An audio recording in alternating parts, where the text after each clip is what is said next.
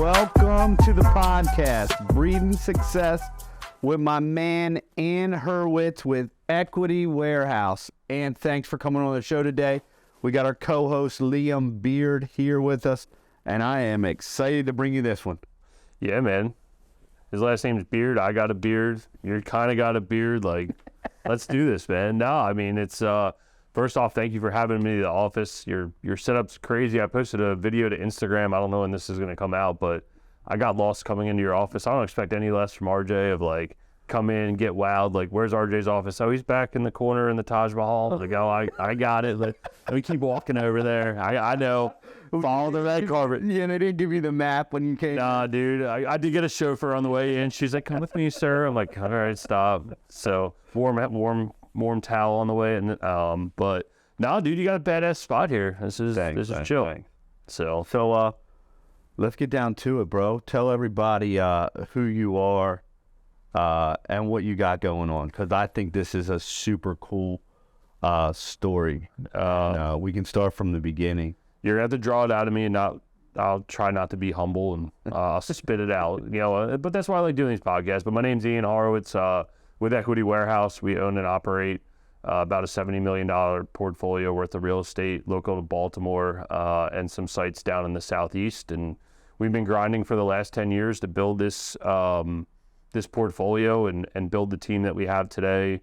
I was just counting today. We brought some management back in house. We have, I think, 13 employees.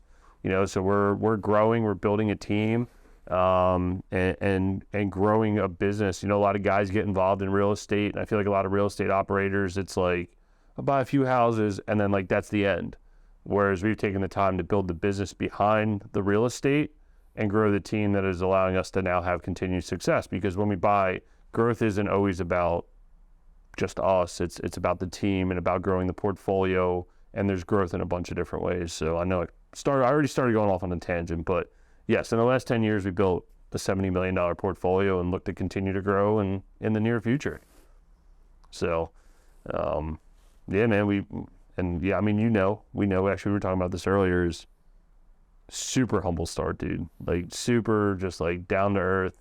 For those that don't know, and I know we got a pretty diverse audience here on your podcast, was a fireman for the city of Baltimore. My business partner and I, we got hired in 07 and 08 respectively, and we worked for the Baltimore City Fire Department. You ever watch The Wire? When the riots happened, the heart of West Baltimore, that's where we spent the majority of our careers and grinded it out. And I would say, lucky for us that the city is a mess. And in 09, we got furloughed. 2010, they shut companies down. 2010, they said, all right, your pension's messed up. We're gonna make it a 25-year pension. Screw you, fight us in court. 2012, Obamacare comes. 2014, they switch our schedule. Terrible raises, terrible working conditions. I mean, look, I love the guys. I love the job of it, but all those things, all those external factors, no overtime, not knowing how you're going to take care of a family. You're like, yo, like all right, you're making good money. You're making 50, 60 grand with like a high school education, and like, it's a fun job, but in the same sense, you're like, yo, my wife's got to work. Who's going to take care of the kids? All this crazy shit. And I was like, there's got to be a better way. And it kind of forced my hand into real estate. So my really excited topic I want to talk to you about, I had the privilege to film you guys doing Masterminds. Can you kind of, I know we're jumping around, but can you kind of talk about how Masterminds came off?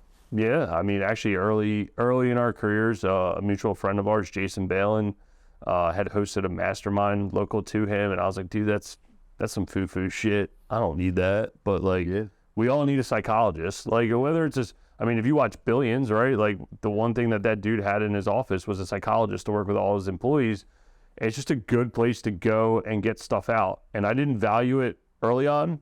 Like, I did, but I didn't. I was like, all right, going to a mastermind helps. Because, again, like, if you want to relate the whole thing, like, at the Firehouse, it's just a fucking frat house, dude. Excuse my French. I don't know what you do on your podcast. Yeah, we're good here, bro. Yeah, I figured. But it's just a frat house, dude. Like, you go there, you talk shit all day. It's a boys club. It's 100% a boys club. It's just like DGen, like, we solve the world problems, and you hear about the dumbest shit in the world, but there was nowhere to talk about like. And you save lives. Let's not. We do save lives. Yeah, I don't want. You probably see a lot of shit that like people can't even fathom. Yeah. And mentally, that takes a toll on you, right? Yeah. And mentally, you're like, holy shit, this shit's happening. Well, and the mental release there is different than the mental release that I get in a mastermind, right? Like the mental release in the Firehouse is you have to go back and talk shit and laugh and like, you know, it's type A personalities. There ain't no crying when you get back to the Firehouse. It's like, like, yo, you seen some shit. Yo, you see that dead guy was fucked up. You see his wiener. You know what I mean? Like just whatever to make the situation to diffuse it. Yeah. Then with the mastermind, like going to Jason's, it was just a different way to diffuse mentally. And it was like, all right, I did that one. And I never really like got involved in too many. And then when we started doing some storage, it was the first time I really paid for a mastermind or education. And the growth that we had from there by being a part of a club and being a part of people. And, yo, dude, like, you got a big business. We all got big businesses. And it's like, RJ, what's up? And, we'll talk. And we talk on a deep level, but in the same sense, like, you need to go into a room and go hash it out with other people that are actually doing it. And, like, it's like the people are sharing the same problems that you have. And, yes, some people are in there to learn from you, but other people also have different life experiences, different viewpoints. And they're like, well, this worked for me. And you go there and you don't need to say, well, it worked for Liam, so let me go do this because that's what worked for Liam. You go there and say, no shit, that worked for Liam and this worked for RJ. And I think I can use this from Liam and I can use this from RJ and I can use this from me. And that's what works for me. And having those group conversations is what moves you along, I think. And again, that's like the whole thing about growth of like, growth isn't just about buying more deals or having more team members. Growth is expanding as a person. And you go there just, I mean, you were in the room. It was a diverse, all across the country. Granted, it was all men, but it was a diverse group of people from beginners to experiences you get and all across the country. And everyone just had like a little different viewpoint on everything, even though everyone's saying the same thing, and it just helps you resonate and people's past experiences and it works through the problems. Yeah. And like Liam came back from videoing that event, right? And he was like, man, I want to own one house. These guys own like 4,000. Yeah. And like, you can see like the wheels turning and like things starting to click and, like, so like it's putting yourself in the right room, right? And let's go back and talk about the Firehouse mentality. The guys in the Firehouse, they're like your second family. They got your back, and they'll do whatever it takes to help you. And when you're on the streets or on a call, like you don't have to realize like, hey man, we're so and so. But then like flip side of it, like real estate wise, like it's you and only you. Yep. And your business partner. Yep. And people want to see you succeed in life, right? But in the end, like it's on you and you only and your business partner or the 12 or 13 people in the room that you've hired. Yep. And like nobody sees that. So like you got payroll there. You're like working a full-time job at the fire department.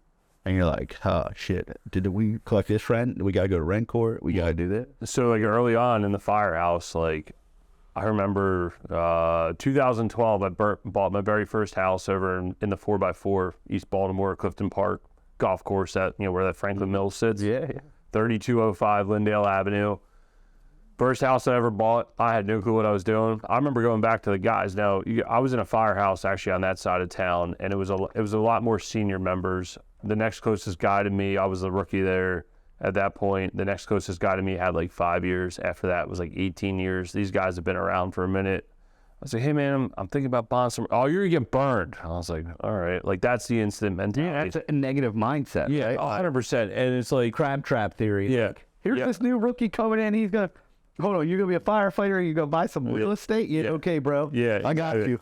Yeah. You and every other dickhead that's come through here, right? Like, and at first it was like, oh, man, like, maybe these guys know something I don't know, and I don't know where it came from, but, like, just having the fortitude to keep going on. And it was like, I'd talk with those guys, and, like, it would relate sometimes, but, like, early on, I was like, man, it's just like, I get it. I was like, oh, yeah, I'm going to do subsidized house. Oh, you're on that ghetto shit that we go to all the time. I'm like, actually, no, you're wrong. Like, I don't think that's how it's going to be, but maybe you're right. And again, it's always almost like masterminding. The difference was I had a bunch of naysayers. I'm like, well, I don't need any more naysayers. Let me just stop talking about it and go doing it. But in the same sense, if we go out on a call and be in a fire and someone's like falling through a floor, like they're the first people there to help you, even though you might have your differences in the firehouse, right? So like, yeah, it was definitely a team mentality, but then when it came to business, it's just a different mindset of like, you got the W-2 employee versus the business owner. So when I was there as the W-2 employee as a fireman, it was, oh, the chief told me something to do, pound sand. It's payroll day, captain can't come down and talk to you. Tough shit, that's what you get for being a captain. Hey man, this is broken, I don't care, not my problem. You know what I mean? Like, I was the employee, I didn't give a shit. But then on the other side of that, there's a lot of like learning lessons of like teamwork and culture and like building a team and knowing how the fire department runs their operation. Baltimore City is I'm gonna be polite, it's a very disorganized mess over there. Organized chaos is, I guess, the right way to say it, of like watching the system and processes that they're supposed to have in place that nobody follows. And it's like, man, I don't want to run my business like that. Like, I see the turmoil, I see how it relates down to the guys, I see how like it doesn't work. So for me and Dan early on, it was like, we didn't sit down and talk about it, but it naturally happened. All right, we need systems and processes. We know to treat our employees and team members with respect and dignity, right? Because like, we get beat down at work, but in the same sense, we enjoyed the in the firehouse culture, and that's what we have over here. Like, you know, we're all boys. Like, we talk to all of our employees. We're all close, right? Like, we all hang out, similar age group. You know, we have that culture and building that culture here. So we took the good from there, but we also know what the bad was. I think it was an eye-opening experience to say, I'm never doing it that way. Let's fix it over here. So it's a little different, but in the end, it's the same common theme of like, I think really for any business, man, it's like, it doesn't matter that it's a government agency, and it's really sad that it's this way. You're sending me down a tangent. Is like, just treat people with respect and dignity. They'll do just about anything for you, man. Like, in the firehouse, everyone below the chief, like all the doers, they'll run through a fucking brick wall for you. Just let them know that you're there for them. Just like, hey man, I got your back, right? And in the same way, like, Ryan's got something going on, or Raquel or someone else has got something going on. All right, cool. You want me to pick up the phone and like curse this dude out? Like, what do you need? I'm here to help you. You need a different system. Like, what can we do? And, you know, it's like, you know, I got it. Thanks for having my back, right? Like, and I think that's the one thing that I took away from there the most, is having your employees back and leading from the front, you know? Yep. So Going to the firefighter and everything, I guess kind of, can you give us what made you want to become a firefighter? What kind of was your background on that? Dude, so me and Dan and a few of our friends, we volunteered up in PA, and it was just like, dude, it was it's crazy, dude. We're getting old, RJ. That's all you know, like, Yeah. we're starting to get that. Back in my day, I'm like, oh, dude, You're like 20 years ago. I'm like, what the fuck? But either way, I'm trying to cope with it. Like, just back then, and it's not even that long ago, we're talking late 90s, early 2000s, it was like, you know, you're talking 2001, right? World Trade Center, New York firemen are celebrated. It's like, it was a respectable, admirable job. And it was like, dude, going to fires, like, I'm sure everyone's done drugs and whatever else. Like, it's the best adrenaline rush you can get, better than any drug you can do. I enjoyed it. Dan enjoyed it. And it was like, hey, man, like, we want to go do something fun. And we had a crew of guys that we all grew up outside of Philadelphia. We all kind of just tested across the country. 5 of us ended up in Baltimore. Another buddy of ours ended up in DC. Another dude in Philly. Another guy in Easton, Pennsylvania, outside of Allentown.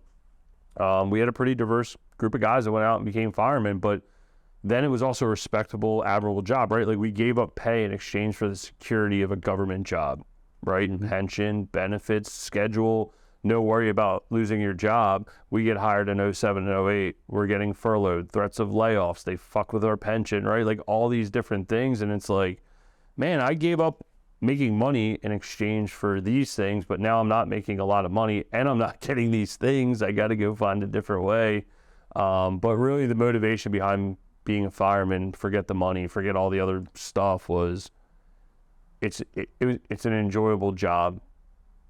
Because it's not a job. It is a way of life that we enjoyed for 14, 15 years. prior to that volunteering, it's the guys. That's what keeps you coming back. It's that camaraderie that, I mean, you played sports at a high level, right? Like you can't recreate that camaraderie in the locker room, in the firehouse. I mean, even in other firehouses, right? No, yeah. Like you walk in, like in another city into a firehouse and let them know that you're a firefighter in Baltimore and you're in New York or Chicago. Yeah, and there's like a mutual respect, but it's also like, yeah, you can sit down, drink coffee, and talk some shit with the boys, but you gotta remember the boys I'm sitting and talking with. You know, I spent a lot of time at Engine 13 and Truck 16, over like where the riots happen, Reservoir Hill, Druid Hill area. Dude, we seen, like, I hate to say it like this, but you saw some shit, right? Like, we saw dead people. We almost died together. We went to like some intense situations. It's like the same as the guys going over in the military, I presume, of like, you put your life on your line with these boys. Like, there's a unspoken brotherhood that, like, it's hard to even explain, like, what and playing sports at a high level, sure, but like your life's not on the line, right? Like, just imagine getting dropped into a war zone and here you are with these 7 other dudes saying, all right, let's do this, right? Like, and you're just one cohesive unit, and I would say, it's hard to explain, but that's one of the things that kept coming me back, and going to fires is like what kept coming me back. But then after a while, it's like, it's a young man's game. Even at 40, it's a young man's game. From like 18 to 40, that's the wheelhouse. After that, dude, like, you're beat up, you're bruised, like, you got kids, you got to worry about family. How are you going to pay for this? How are you going to pay for that? You know, like, God, we're fighting the city for like 1% raises on like a $70,000 a year salary. I'm like, dude, we're going to see $5 by the time it gets to our paycheck. Like, there's got to be a better way. You need to secure your own retirement. You need to protect your own future. We didn't pay Social Security, right? And that's, again, like, how do you get involved in real estate from being a fireman? It was like, there was these external forces of like, what if the pension's gone? Like, you were talking about it earlier, like, being a business owner, it's on you, right? Yeah, and the employees that you carry, right? 100%, yeah. I got 13 families. That's how I look at it. 100%, right? Like, I care about my employee success more than I care about my own success. And I continue to repeat that. And, I'll have conversations with employees or people, and I'm like, look, I want you to be successful more than you want success for yourself. And that's a pretty cocky statement, I would say. Yeah. But like, I want it because you're a reflection of my business. But like, I want you to succeed in life. Well, I want you to break down those barriers. And you're viewing your employees, the capital of your employees, as assets. And the Baltimore City Fire Department and a lot of fire departments and government agencies are viewed as a liability. There was no, I want to see you guys succeed and retire with $1 million pension and all these things if you just do this. Instead, it's like, all right, if you do everything right, hopefully you die like a year after you're fucking gone and we get all your pension money, right? Like, I hate to say it like that, but they view you as a liability, where us as business owners, we view our employees and team members as assets, right? And so, like, when you're sitting there looking at your career and you're like, again, go back to Liam's question of like, why be a fireman? Well, back in the day, it was cool. Like, you'd watch all the guys from New York, 30 years, a lot of those guys were coming out of the war years of like, when New York was ghetto, it was like, yeah, I want to go be a ghetto fireman for 30 years. And it's like, what does that get you, like, financially? Like, nobody, in the end, when you go to the grave, nobody's going to be like, are your grandkids going to be like, yeah, daddy was a fucker, granddaddy was like a badass, like, fireman? Or, hey, he left us like a nice nest egg that we can start our careers and start our lives, and we're that many steps ahead of where he was, and we can live that legacy on. So early on, like, for us, it was like, dude, they started messing with that pension. I was like, I'm done, dude. California went bankrupt. Detroit went bankrupt. Private industries went bankrupt. We don't pay Social Security. Social Security is probably going to go bankrupt, right? Like, I'm like, yo, I need a retirement. I need some sort of legacy funds for me. And real estate was like the way to look at that. And that's how the whole thing kind of blends together, And So I got hooked up with you was probably 2016. So I'm in the real estate game. There's a lot of talk on the streets, right? Man, these 2 firefighters, dude, Dan and Ann, man, they're getting some investment properties. They're buying rentals, man. It was like, you guys were talking to the town a little bit, right? Because like, firefighters don't like buy real estate, nor a lot of real estate. Yeah. Like, not a lot. Like, they buy real estate. You own a house, right? You're a firefighter. You own a house. Yeah, you have 1 or 2 houses. Yeah. Then you get like a rental property, Yeah. right? And my wife has Studio A staging, and you guys link up. We were early. Early. So you're probably one of her first maybe 5 clients, I think. 2014. Yeah, 2014, right? So I get this house on Sefton Avenue. I'm the listing agent on it for you guys. Yeah, I think we might have. Did we buy it off you at the foreclosure? Yeah, it might have been like a foreclosure or investment deal somewhere along the lines that, like, where you bought it from us and then renovated it, or you came to us because we knew somebody to get the deal done, and we couldn't sell it. Couldn't sell it, right? Renovated house, beautiful. Staging was amazing. It probably fell on the listing agent myself that I couldn't sell your house. It definitely wasn't the staging. It wasn't the work. It was the listing. So anytime, like, I get a client that's like does business with my wife, and then I can't sell this house, like, I'm like, oh shit, man. And these guys are like, I'm gonna rent it out. We're gonna Section 8 it, subsidized. I'm like, all right, cool, man. And that's where our relationship started, right? Mm-hmm. So back at 14, and then, like, life comes full circle. You know this person, I know this person, and, like, we have, I say, the same beliefs and the same values, but, like, I think we continue to push the pendulum forward in the real estate business. And next thing you know, like, you're like, we were talking, I don't know when you retired from the fire department, but, like, you're like, yo, bro, I'm done with the fire department. I'm like, what? I'm like, you're just going to leave? You're like, I'm leaving. And I'm like, wow, bro, that's pretty crazy. You know what I mean? Like, you got all this time and you're just going to quit. You're like, yep. So fast forward, here we are, 2014. You buy this flip. You can't flip it. You rent it out. You got a handful of other rental properties. And now let's go into what you got going on. It's in 2014, you didn't have shit besides a couple rental properties. And now you got a $70 million portfolio. I want the listeners to think about that. It's 2023. So less than 10 years? Yeah, less than 10 years. You've built a $70 million portfolio. Like, they're like, you can be humble all you want, man. You're doing some big time shit. Let me be humble. Let me be humble first. There's some really good tailwinds. We hit the market at a great time, right? And okay to get lucky, dude. From 12, let's be honest, 12 to 16. Oh, we don't have any deals. Fuck it, let's go on MLS. And it was like 16 to 18. We need deals. Oh, Terry's buying shit at the courthouse, right? Like Terry Roy, my man Terry. You get T in here, but dude, it was just like.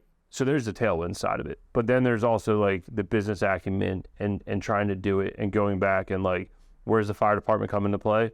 Well, when we got our dicks kicked, okay, in the fire department, a house is on fire. Oh, man, this one ain't going right. You know what? Fuck it, I'm leaving. You can't do that. Like, you were there until the fire goes out, right? And the same thing in real estate. Like, most guys, like, gals, guys, whatever, get in trouble. They're like, you see it all the time. RJ, just sell this house. I'm done. It's like, no, finish the project, keep getting your dick beat in, and you just finish it out and see it through, and you're going to learn so much stuff. And I guess our simple brains allowed us to go further because it was like, man, we had some winners and we had some losers, but we kept pushing forward. Mm-hmm. And with the wins came the losses, and with the losses came the wins. And as you go through that, it's like, man, learning lesson. All right, what can I do? And then with that came, all right, I'm learning about finance. I'm learning about how to leverage other people's capital. We're learning how to do these things. And lucky for you, just staying in touch and building a friendship out of this is like, hey, RJ, we're doing this 76-unit apartment building, which is a crazy story, right? Like, lady reaches out, because we wrote a book, wants the owner finance it to us. We're like, yo, this is awesome. And I said, RJ, you interested in investing? He's like, no, not right now, but got a guy you should talk to, maybe he'll invest. Well, that guy sets this whole deal up, helps us restructure it. Great deal. And from that deal is why we were able to retire. So had I not called you just to say, hey man, what's up? By the way, I think I have an interesting opportunity, and us continue that relationship, I don't leave the fire department, right? Mm-hmm. Like, I'm probably still struggling with that deal. Mm-hmm. So again, it's just like most people give up too soon. And where we are in Baltimore, I think we saw it a lot. I think I remember telling you about that Mount Washington house we had that couldn't sell it, and all these New York Jews were coming down and just plugging money into the area. I'm like, what are you guys doing? But that was a family play for them, and we almost got in some trouble over there, and just knowing the market. And a lot of guys come in and throw money at their problems because we're between New York and DC. You get all the people come down here, especially DC guys. I mean, you see it all the time of like, all right, well, I don't know what else to do except throw money at my problem. Well, throwing money at your problem is not always what you need to do. Sometimes you need to roll your sleeves up and go fight. Like, let's go do this. And, you know, even for us, like some of our storage stuff, we, you know, every once in a while we got to get on the plane and go down there. Like, one of the times we're down there, it's August or July, and the grass looked like shit. And I'm out there weed whacking before we're getting on the plane. I'm drenched in sweat and covered in grass. It was so bad, Dan had to go to Walmart and buy a new t-shirt in the middle of July in Baton Rouge, and he winds up buying a long sleeve t-shirt. It's a whole thing. But either way, dude, we got on the planes drenched, soaked, but that's also leading from the front. And not enough people are willing to get out there and go, you know what? Man, my guys are getting shot to death. Let me go out there and get shot and see what it's like, you know? And most people are scared to go do the work. And I think that's where we excel. And we even tell our capital investors when they invest with us now, they say, what are your strengths? CapEx, operating the deal. That's what we do well. What do you do bad? Well, you know, our biggest struggle sometimes is the capital side of things because we're not classically trained finance guys, but that's our biggest struggle, right? And a lot of people respect that. I don't want to call it a blue collar mentality, just the mentality of going out and actually doing shit. Because most people are afraid to do shit. And you got, I know you see it all the time because you list flips all the time and you see what people are band-aiding together and trying to put out there. Yeah, the product, you know? Let's get down to it, man. Yeah. So, firefighter, then you create equity warehouse, and let's talk about residential numbers. Yeah, so units. What you got, dude? Like, yeah, so so to break it down, we flipped a bunch of houses from like 2014 to 2017 and right around that Sefton property as we started stacking some rental properties because we were making a bunch of cash. And we said, dude, well, we can make cash and pay the government. I don't care if it's Uncle Joe, Uncle Donald, Uncle Sam, Uncle whoever. I'm not paying the goddamn guy. So we started buying rental properties. We wound up with about 100 single-family rental units. From there, we grew. We bought some small apartment buildings and commercial units. We have, what do we have? We have about another 150 multifamily doors. We have a 76-unit building, a 47-unit building that we just closed last week, 44 units out in Ransom, West Virginia, and a couple small ones local to Baltimore. And then from there, we stumbled on two things. So we had the multifamily stuff going for us, and then we also wound up in the storage game. We built a relatively large storage portfolio in a short period of time. We currently directly operate about 500,000 square feet of that. And we have the Gaslight Square project down in Baltimore, down behind. Huge project. Yeah, right. Yeah, it's a 80,000 square foot commercial redevelopment, which is a pretty cool project. And we own an entire city block, and that's me trying to be as humble as possible, but it's pretty fucking cool to own an entire city block. You were like fighting fires, and now you own a city block in Baltimore. Well, the crazy part is around the corner from Dan's Firehouse, and we had just bought White House Manor Apartments, that 76-unit building that we had connected on. With you. Yeah. And Dan's like, dude, let's buy it. I'm like, dude, we just raised all the capital. That was our biggest capital raise. We're like doing White House. He's like, nah, man, it's around the corner from the Firehouse. I've been in there several times. It's a badass building. And I'm like, whatever. So like I started underwriting it. I'm like, fuck, how do I tell Dan? It's like, it looks like a good deal, you know? And I'm like, oh, I can't do this right now. And I'm like, I'm usually like, let's fucking go. Like, let's just go all the time. Like, that's my style. And Dan's much more the humble one. And like, all right, let's just stay in control. And he's like pushing me along. And I'm like, man, these numbers are sick. All right, let's do it. And we bought that building. So that apartment building and that building simultaneously with some of the storage stuff is really what launched us into now co-investing with our investors, syndicating deals, whatever you want to call it. But we view them as co-investments where we find commercial deals and we put them together and we co-invest with our friends and family. And raising capital for the listener. Yeah. They're raising capital whether it's a $10,000 investment or a $10 million investment, they're raising capital and then they're giving you a return on your investment. Yeah, and the thing was, like, early on, we had people who were like, we might have talked about it. I talked about it with Jason and Chris from Hard Money Bankers of like, hey, let's try to figure out how to build a big single-family portfolio. We ended up with a partner on some of our single-family stuff, and I'll be straight up honest with you, is like, yo, you're fighting over like $300-400 a month in cash flow on some of those things, and it's like, oh, like, how are we going to chop that? Like, I'm not interested in owning all this real estate to make $50, whereas you can buy a 76-unit apartment building, and we can chop up a lot more money, a lot easier, and there's a lot bigger equity plays, and guess what? It's one transaction, right? I had to do 100 transactions to get the same amount of building that I have under that one roof at White House Manor Apartments, right? So, camera jacked up?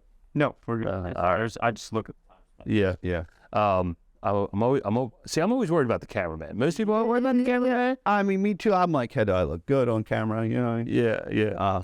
But I just want to point it out, though. I know I want to get a little off topic here, but the cameraman has the best view. Like, he came and filmed our mastermind event. He follows you around, films all your guys. Like, he's entrenched in it. Like, he gets to learn. Liam gets to learn everything, dude, and sees the intimate shit behind it. And people don't value that shit. Yeah. Let's be honest, right? Like, I think some people don't realize the opportunities that they have in life and the conversations that they're privy to, the rooms that they're in, surrounding yourself with the right people. Liam, I mean, look, he's my guy, right? Right. You know, so at the end of the day, like, he gets it. He understands it. But just like the conversations we have, like, off camera about, like, properties and real estate and, like, what we're doing. Like, we had one the other day and, you know, and, like, and we're talking about, like, acquisition price. Yeah. He's a videographer. Yeah. You know what I mean?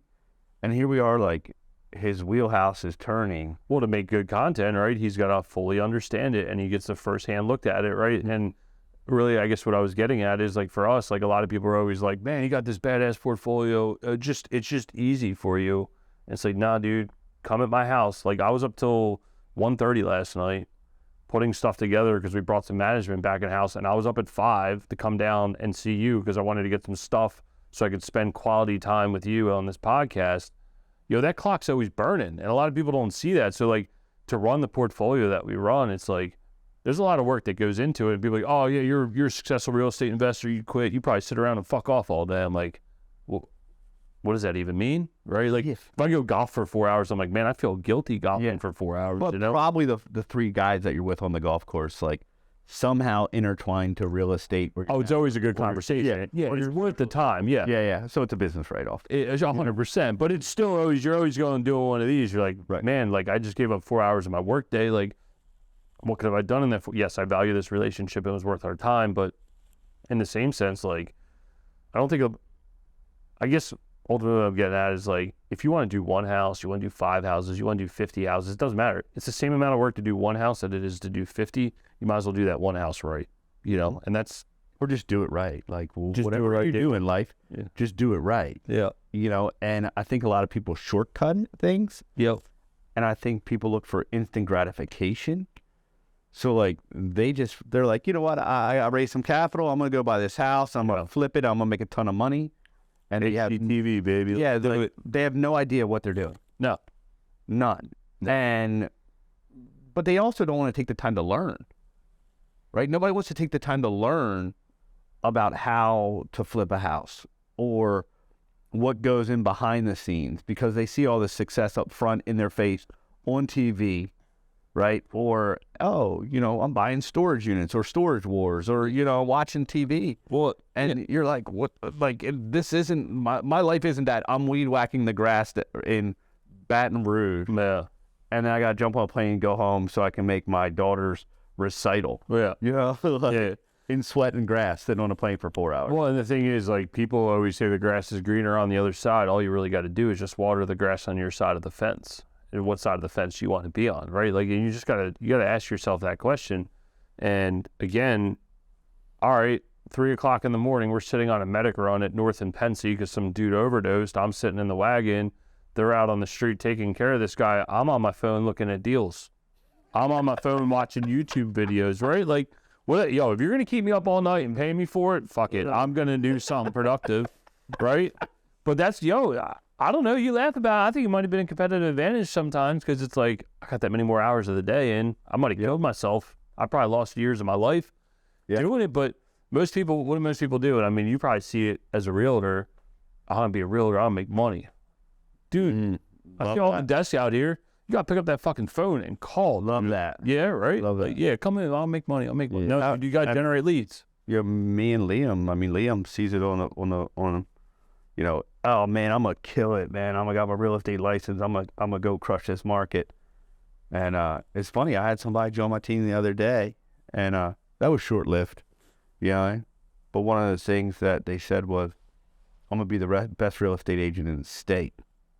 I'm like, well, you go do that. Like, I'm like, yes, like do it. Yep. Like I'm here to support you. And then like week 1 comes around, and then week 2 comes around, and I'm like, I'm trying to support this person, and I'm like, your actions don't match your words right now. Yep. You know, like me and you, we're the same age. Like we're different. Like we're built different. Like we gotta grind. Like we can't order. Like we had to go to the grocery store to get our groceries, and we just can't go online and hit an app and Instacart. Right? It's a different world. It's a different mentality now. Right? Like we had to go out, find the deals, hunt the deals down, lock the deals up, find a buyer, find a seller, find contractors. These people are like, I'll put a Facebook post out there. I'm going to let this guy do my bathroom. It's instant gratification, baby. And again, people don't want to do the hard work to have it happen. And I guess dude, culturally, America, like, I'll stay off politics, but I'm sure we're on the same side of the fence, is like, it's scary to think, man, like, our kids, right? Like, okay, I spend some time with these guys at these mastermind events where lifestyle is forward and business is, I don't want to say second nature, but like lifestyle's first. Yep. And I sit there and think of like, if I could sit, and we could, right? Like we both could go sit on the beach every day right now if we wanted to, and we'll both still generate income. But then I think about like, what am I teaching my kids in that moment? Like, all right, like you're just going to fuck off all day. You have no work ethic. Like, what does daddy do, right? Whereas now, like my wife's like, yeah, dad's out working and grinding, right? Like he's providing a lifestyle for us, and this is what it takes, and valuing what work is and that whole thing. And I think, I don't know where it comes in nationwide of how this like message of, I mean, do they talk? I was listening to a podcast the other day. They were talking about it of like, I'm looking at all the desks out here in the rest of your office that are empty. Is like, people just want to work from home, and they're working like 3 days a week. Like, what is that, dude? Like, well, like there's 7 days in the week and there's 24 hours in a day. Like, that's 140 hours a week if you really want to do it, maybe more. If you got real balls, and I don't know. I think people are just afraid. They want that instant gratification. They think real estate's so easy. They go watch HGTV and yes, YouTube and all this other fun stuff. It's a great learning tool, but a lot of people end up becoming consumers of it. And then when they consume all the time, they're like, yeah, it's not real to them. Yeah, repeat that word, consumer. Right? You're buying programs. Yep. The real estate agent is trained to buy programs that they never implement. They never take the time to watch. Like, a real estate investor, they're buying programs. Like, COVID hit, right? And there's guys that never flipped houses creating programs about flipping houses and selling them for, 20, 30, 50 grand a clip. Yep. And people are buying them. Yep. They made millions off of being a real estate investor selling a program and never flipped a house. Yeah.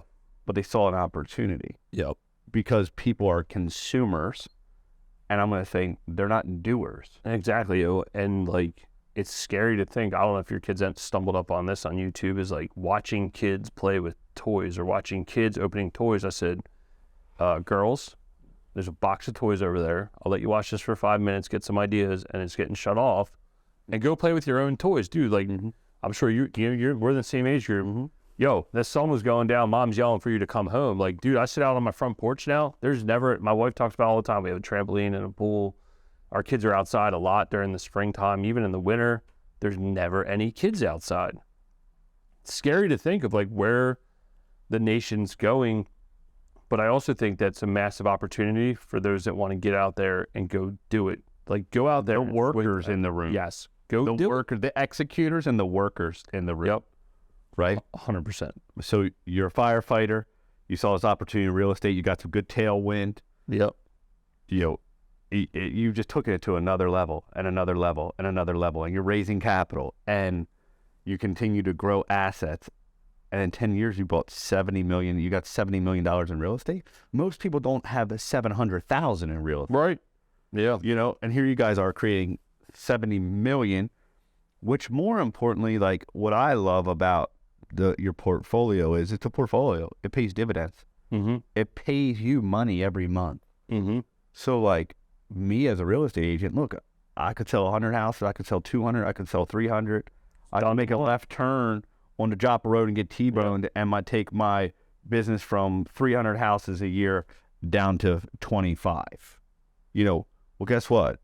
If something happens to you, that real estate portfolio is still going to pay you dividends over the next 10, 50, 20, 30 years. And then there's an exit strategy. Yep. So that in itself speaks volume. Yeah. And it's even more than that. Like, the market shifts tomorrow. People still need to rent houses. People are still going to rent storage. Businesses are still going to operate. People, dude, I don't know where the mortgage rates are today. You would know better than me, but got to presume it's slowed down a little bit. We're in an insulated market, so there's still some action, but in the same sense, like, it's going to slow down. So, like, you don't even have to get T-boned. Like, your market is like... You get T-boned in your own world. Yeah, exactly. Yeah. And, like, that shit's gone tomorrow.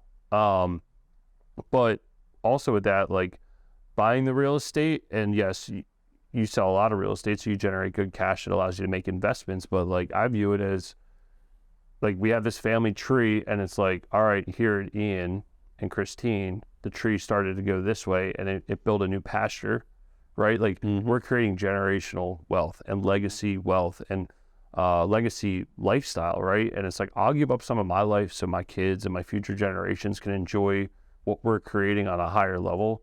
And yeah, dude, like, the dividends are awesome. Yes, if I get hurt, like, I broke my ankle right before I left the fire department, and had a bunch of stuff that I had to do. Yeah, Dan had to take on some of the brunt of the work, but guess what? Like, if he would have gotten hurt at the same time, the team that we have would still handle what we had going on, and on top of that, we still would have produced income all through that issue had it arisen. And I think that's the power of buying rental real estate. I think everybody, and I would talk about it all the time, I think realtors are in the best position to understand the markets, produce cash, like legitimate cash. You guys can produce some sick cash and take that money and go put it into passive real estate investments, whether you're buying your own stuff because you see good deals, you invest money with someone like me or someone else that you know in your office that's sponsoring deals. Get your money to work for you, because guess what? When these times get tough, now's the time when you're like, man, thank God I bought a rental house instead of another car or another, sorry, RJ, another suit. But, seriously though, is like, if you take that time and allocate some of the cash that you're producing, and this is for any job, doesn't matter, realtor, fireman, W-2, anywhere along the line, take some of your cash and apply it to passive producing income. And when there's these winners, you're still going to have something coming through the front door. And, yeah, it's hard in the sales world, right? Like, most of your personality types in here are probably I-type personalities. Sales, all right, next paycheck, it's always going to be good. Whereas, like, take that extra, you tell me about the 2 unit you bought. Sounds like a sick deal, dude. Like, but that little bit of income that's coming in, you know what? One less deal you have to do. Guess what? Everyone else is slow. You know what? I don't care. I missed one deal. It's covered because I got that 2 unit paying for me. And again, realtors have the inside look, and it always blows my mind that they don't own more real estate. Or yeah, a ton of it, right? I've been in the business 13 years. Yeah. And like, Liam's been with me for probably about a year now. And he's like, I'm ready to buy a house. I'm like, you do it. Yep. And you get 2 roommates. You're young. Yep. And like, get 2 roommates and pay your mortgage. 100%. And hold it for a year, and then go do it again. Right? And then do it again. Yep. And in 5 years, you're under 30, you got 5 properties, you put the minimum payment down, you're covering your monthly, expense or mortgage per rentals that you have in there. you're under 30, you got 5 rental properties per FHA loan, because you could do it, Yep. and you may not have to grind as hard, right? You're like, you're like, you know what? I'm going to take a vacation. You know what? I'm going to work, but I got 5 assets that have allowed me to be under 30 and get to the next level. Or it's, hey, RJ, like, I love filming you, but I want to go do some passion projects too. Yep. As like, I want to, maybe you don't want to take a vacation, and maybe it's, RJ, I'm going to take a week off because I want to go film this, and that you're taking off from here in exchange to go do a passion project. And again, I guess that's kind of what I'm talking about, of like, you're just going to leave all your wealth to your kids. I'm like, no, they're going to have a nest egg, so that if, like, I have 2 daughters, so if they have to be stay-at-homes, or, that's the life that they decide to choose, that they know they have something that will help their family through that. Because my wife staying home with our kids, I think, has been the most beneficial thing I've ever seen in my life, because I didn't experience that as a kid, that if they want to pursue that there might be something to help them along with that. And us as the first generations that's doing that, can experience by owning the real estate. And then furthermore, with your kids, grandkids, and whatever generations past when we're all in the grave, are going to be able to enjoy that. I've been spending a lot of time on, like, trust, forget the politics behind it, but like the Rothschilds and what's the other big Rockefellers? No, not Rothschilds, the Rockefellers. And just like what they talk about, it's not all about money. Some of it's just about concepts and the family staying together, which I think is really cool. And again, forget all the BS that comes along with them. Just the way they set the trust up to pass the generational wealth and the family, like, mission statement down through, has been really cool to learn about, and hopefully pass on to our kids and set that up for them. Because you're the first generation that's, like, changing the trajectory. I'm the first generation that's changing the trajectory. Liam's probably well on his way to being his generation that changed the trajectory of his family and what that looks like long term, man. It's I see him smiling, but it's a hard thing to conceptualize. But then after you do it, you're like, shit, dude, like, why my parents never do this? Like, life could have been so much different if they would have bought some real estate or what. It's like, it's crazy to think, like, when you're on, I won't say I'm on this side, but I'm, like, well on my way to, like, looking back going, holy shit, like, what just happened, So, which is cool. Well, we talk about, like, opportunities. So, like, I get to meet you. You sound like you have enough houses. Maybe you can share me one. But when we talk about opportunity, like, when I did videographer, the opportunities you get, like, when I was in your masterminds, like, that's something that not everyone gets to experience. I'll be doing real estate with RJ, masterminds with you. I'd all started basketball. I was at a basketball game. I love basketball. That was my thing. I love recording basketball. And then RJ comes up to me. He just talks about, he's like, hey, you want to do real estate? That's something I'd never gotten into before. So the opportunity is always there. But I guess my question to you also is, there's always got to be a struggle. So, like, what was your struggling point? Our struggling point early on, I never really struggled with, like, having the balls to go do it. Like, I was always like that guy, like, if I lose it all, we'll figure it out tomorrow. Like, what are you going to do? You got to get up. Everyone puts on their underwear the same. My biggest struggle early on was always capital. But I also put it up on a pedestal to be like, oh, we don't have cash. We're broke firemen. We're broke this. We're broke that. We don't have those type of friends. Yo, dude, we just raised $1.25 million for this last deal in, like, 10 days. Like, yo, that's crazy for me. Hold on, so repeat that. 1.25 million in 10 days. Yeah. Dude. I know some people can't even raise 10 grand in 10 days. And that's, like, I mean, I also think that's, like, us doing the right thing, us consistently doing deals. Always doing the right thing. Not like, it's not just doing the right thing, it's always doing the right thing. Yep. And wearing your heart on your sleeve, right? 100%, right? It's not like, to raise $1.25 million in 10 days, it's not like you just did the right thing on a Tuesday morning. No. You've done the right thing Monday through Sunday for the last 10 years. Yep. And that's, like, the world rewarding.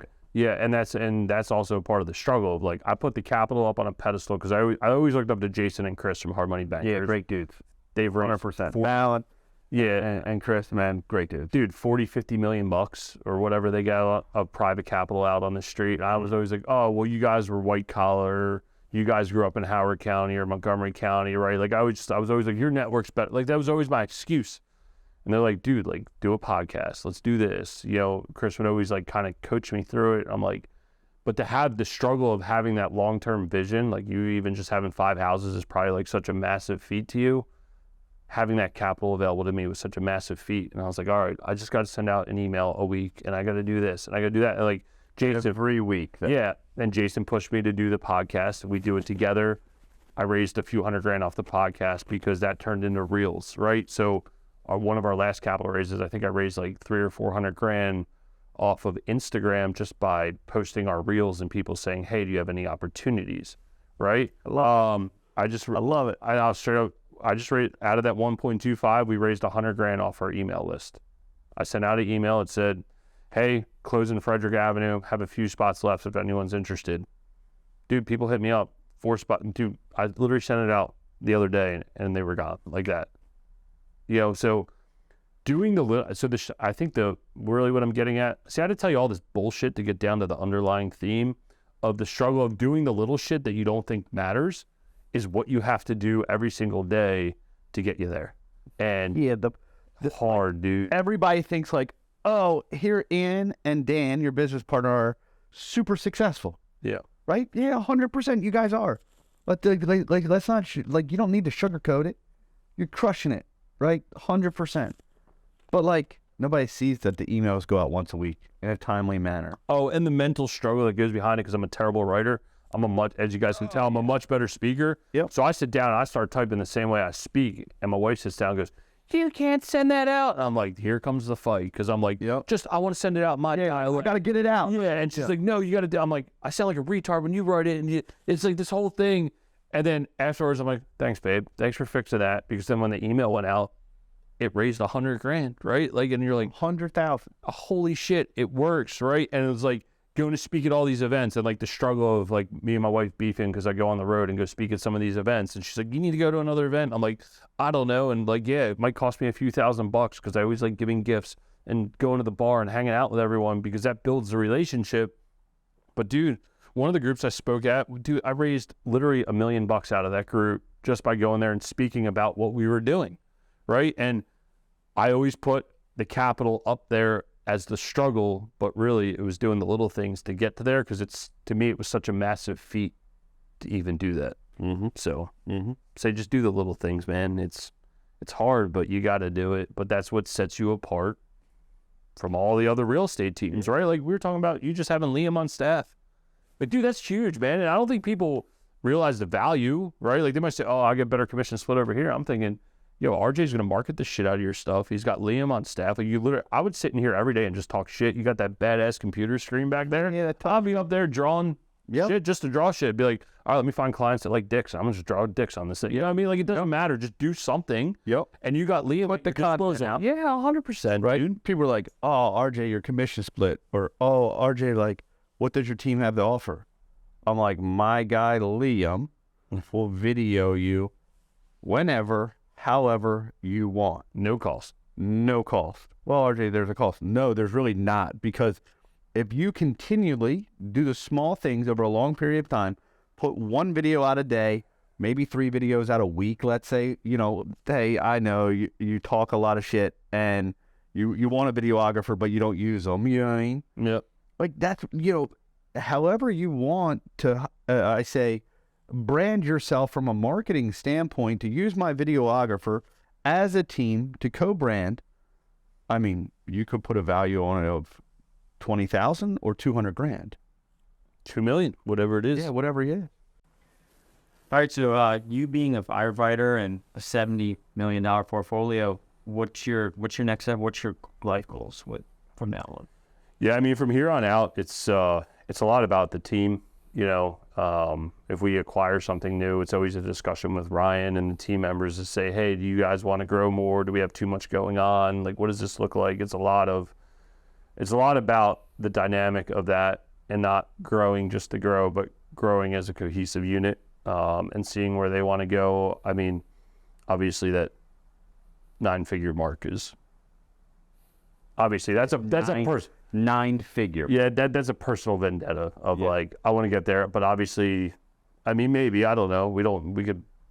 Anything could happen tomorrow, but presumably I still got a few years left on this planet to have some time to grow it. And I don't know what that, it's almost hard. It's almost like too hard to conceptualize. What does it look like 20 years from now? But I know in the short term, like there's the goal of like, all right, we can get to this, producing consistent cash flow, co-investing with our co-investors. And like I said, we take care of like, I look at it as I take care of 13 families. Like we are a big team. We have a lot going on. There's a lot of things, you know, even just talking about Rowena in the Philippines, like I'm helping her get through college, dude. And you never met her. You've never went to the Philippines to meet her, right? No. Yeah. No. But she's still a part of like, let's go back. Your brotherhood at the Firehouse. That's the mentality that you have. If she's like, yo, I got a professor that I'm beefing with at school, I'll be like, I'll get on a plane right now. Let's do this. You know what I mean? I'll bring a couple of the guys down from the Firehouse. Yeah. You're one of the boys, right? And so like that's, to me, like going forward, it's about culture. It's about like growing together as an organization.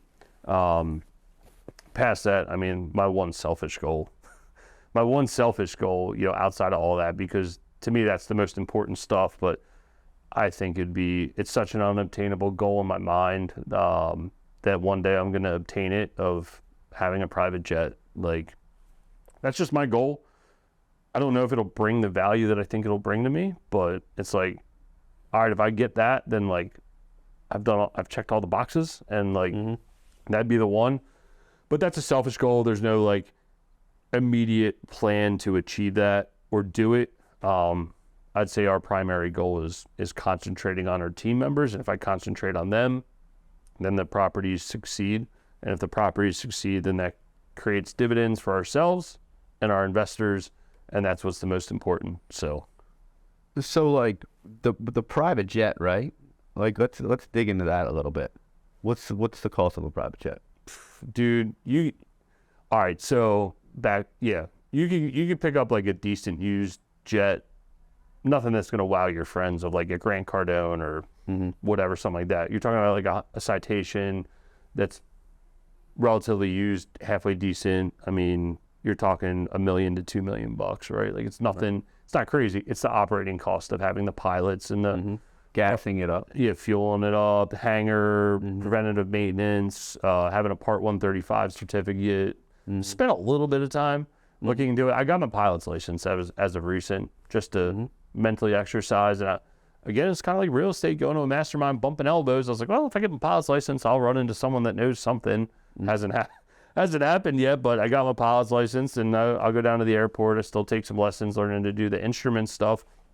But the whole thing is, it's like, it's a new network of people that I get to tap into and talk to. And it's like, you know, anyone that owns a private jet? No, but I know this guy. Cool. Like, I'm starting to pierce that. I got a guest coming on my podcast next week.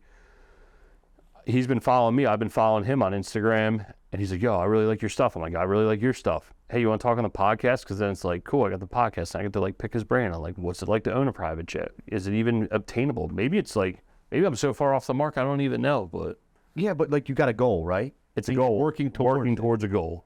Right. Yeah. So it's like the 16-year-old that has a job that works every day or every weekend to get or obtain a new car.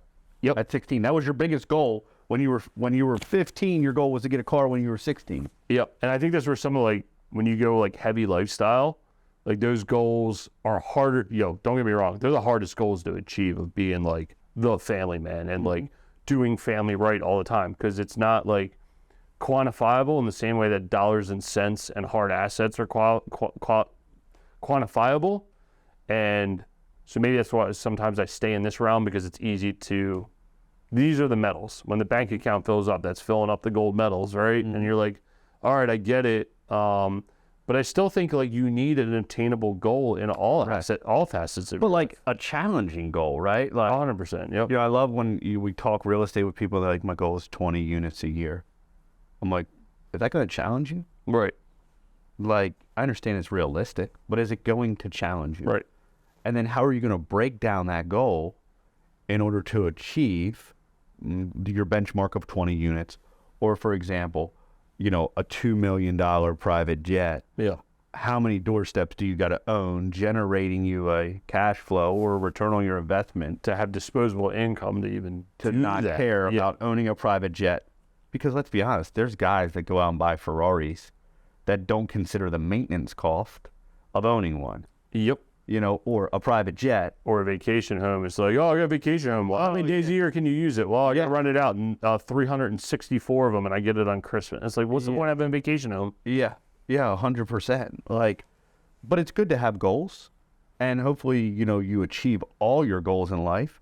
But like, what I love is like seeing over the last 10 years, you and your business partner create this, you know, I say, what I guess generational wealth. That's it. Because, you know, I was talking with a business partner of mine. He said, RJ, I got more years behind me than I do in front of me. And at a certain point, your wants and needs are going to switch. Yep. And it's not about you.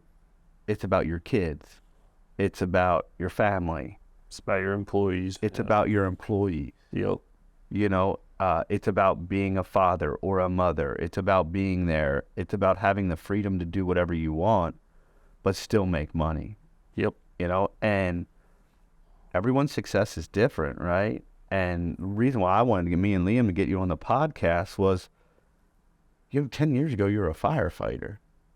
Now you got a $70 million portfolio. Bro, you can do anything you want, wherever you want, whenever you want. Yeah. It's and not get questioned.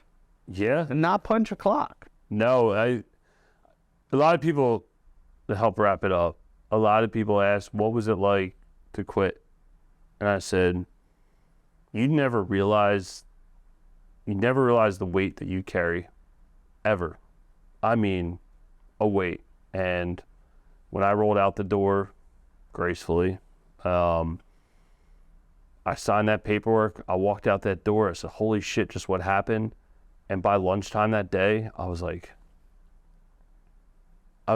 free, dude. I mean, like, I could literally, that next morning when I woke up and there was no like, oh, what schedule am I on? What clock am I on? When do I got to go to PSI? When do I got to do this? When do I got to do that? It was like, I woke up that next morning going, wow, like, I'm free, dude.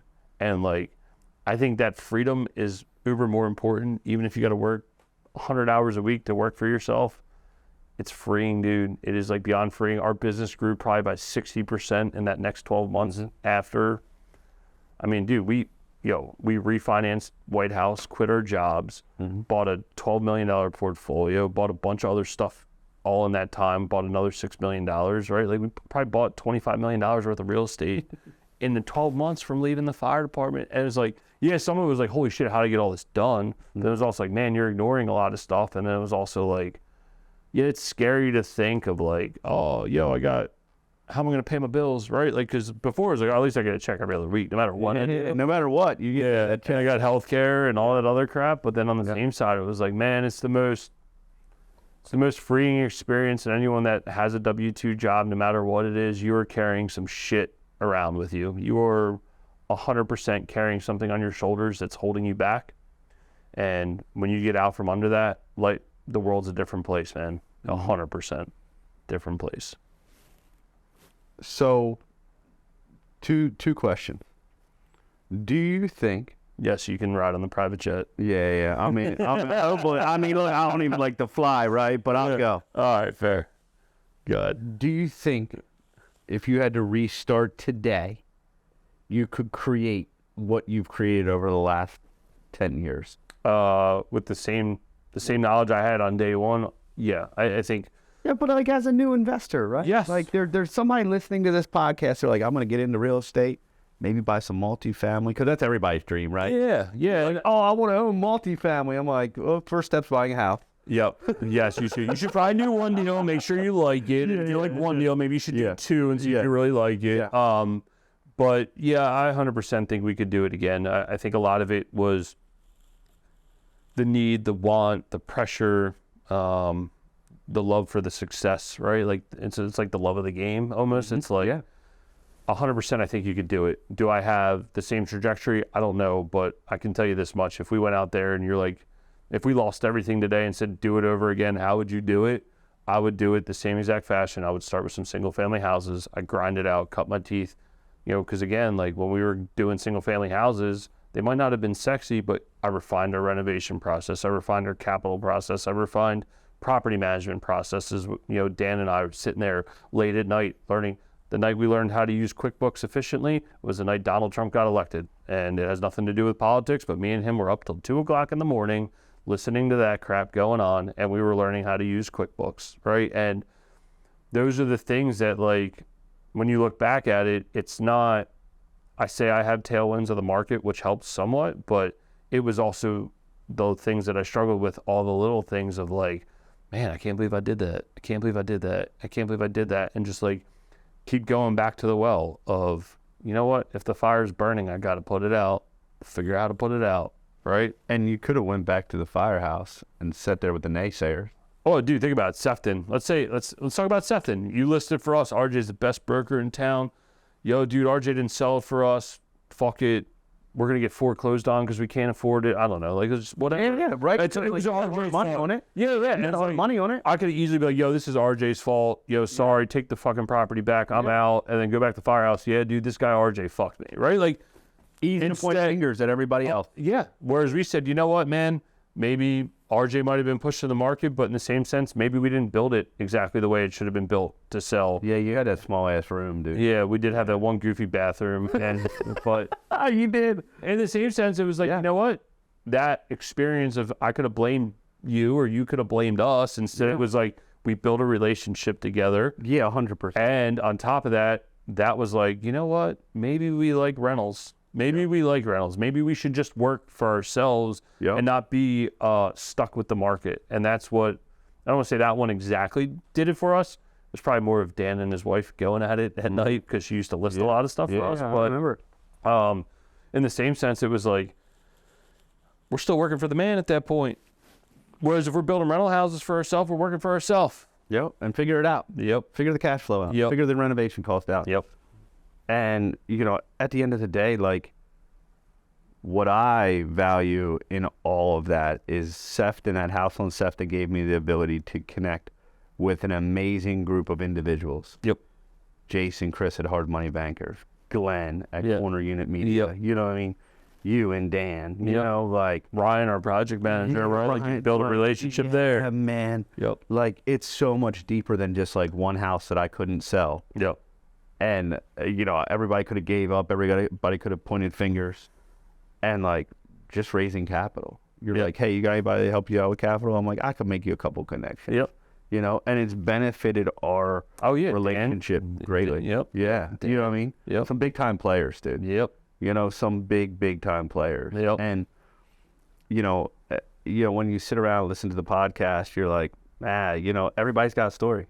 Or everybody got a story. But everybody started somewhere. But, like, they don't remember you when you were the firefighter going down to, like, save some guy from an OD or a heart attack or, like, a gunshot wound. Yep. And then you got to go home and try to sleep at night knowing that, like, what you just witnessed or what you just saw. Yep. And then you got to wake up in the morning on your day off and, like, go deal with this rental property. Well, here's one. It was like during our massive grind, I rolled it. We used to work at the end, we were working 24-hour shifts. I walked in. Can you work 12? Dude, yeah. So I walk in. We would relieve between 5:30 and 6. I walk in. It's a nice, beautiful spring day. Walk in the door. Truck goes out for a hazardous materials incident in the Howard Street tunnel, right there behind Myco for the train. I'm laughing at them like, oh, it sucks. I'm getting changed in the back. I walk out, grab my coffee. It's like 5:45. Go to take a sip of coffee. They put us on it. I was like, you gotta fucking be kidding me. Go down there. There's a train rolled over in the tunnel. We were there for 24 fucking hours. 24 fucking hours. And then that's when we were doing all that stuff like Leafydale, all them houses up there. Mm-hmm. We had like 5 houses going. I don't think Ryan was working with us yet. Dude, I worked 24 hours straight. Next day I'm out there working till 6 o'clock at night. Mm-hmm. Go home, go to bed, say hi to my wife, go to bed, get up the next day, go back to the firehouse for 24 hours and go do it again, man. Like, man, if you want it, you're going to figure out how to do it, and your body's going to, like, push you further than you can ever imagine, dude. Mm-hmm. Just go do it. Mentally. Physically, all of it. Yeah. Like, you got to want it, right? Like, everybody talks this game, right? Like, they got these dreams and aspirations, and, like, they're just, like, and it's good to have dreams, right? but like You should. gotta go after it. Like you gotta, like you want to own 70 doors or 100 doors or 7,000 doors. Well, it starts with one. You probably should just buy one. Yep. But people don't want to get uncomfortable. Yeah, they don't want to get uncomfortable. They don't want to get uncomfortable. Why should you? I mean, if you follow the American trajectory, you work your corporate W-2 job, you end up with a 401k, some stock options, Social Security, you can live a cozy life. You gonna light the world on fire? No. You gonna provide a good lifestyle? Sure. Some people need that. Some people want to do that. Mm-hmm.